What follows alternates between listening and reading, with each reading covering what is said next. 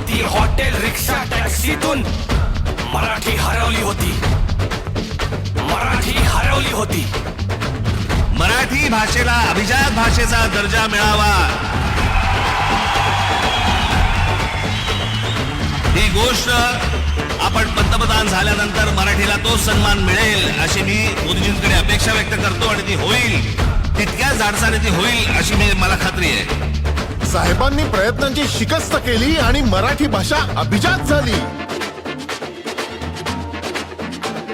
साहेबांनी प्रयत्नांची शिकस्त केली आणि मराठी भाषा अभिजात झाली.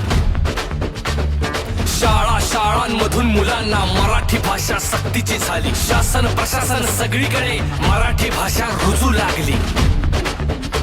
आता दुकानावर पाट्या मराठीत पहा आणि मोबाईलवर सुद्धा मराठीत ऐका. प्राईम टाइम थिएटर मध्ये बिनधास्त मराठी चित्रपट पहा.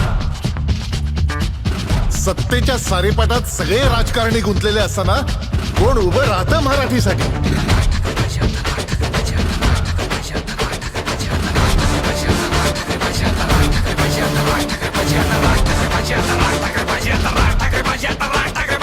एकच माणूस उभा तो हाय, सांगतोय खरं आणि खोटे काय. तो बोलतो पलीकडे जातीच्या, तो बोलतो भाषा मातीच्या, तो नोकरी बोलतो आणि रोजगार बोलतो.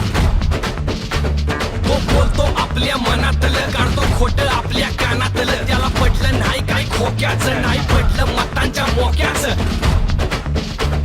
जो बोलतोय खरं न मांडतोय खरं न वागतोय खरं, तो सगळ्यांच्या वर. सगळे कातावले, सगळे आजमावले. आता खऱ्याच्या पाठी राहायचं हाय, स्वतःच आयुष्य घडवायचं हाय. आता तंगडी तंगडी नाही पाहिजे, नाही पाहिजे, नाही पाहिजे.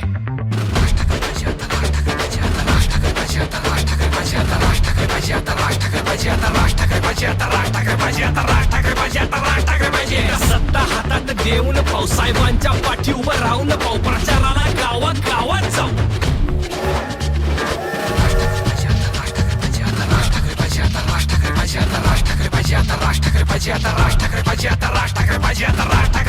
राज ठाकरे पाहिजे.